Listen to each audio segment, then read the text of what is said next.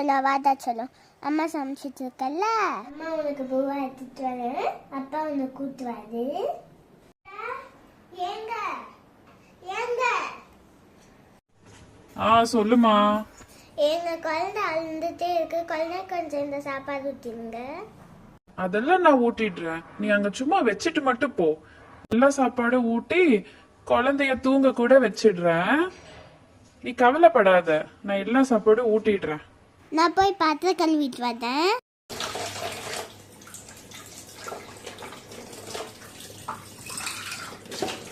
பாத்திரமும் கழுவியாச்சு, இப்போ வீடு கழிக்கிட்ட வேலை முடிஞ்சிச்சு.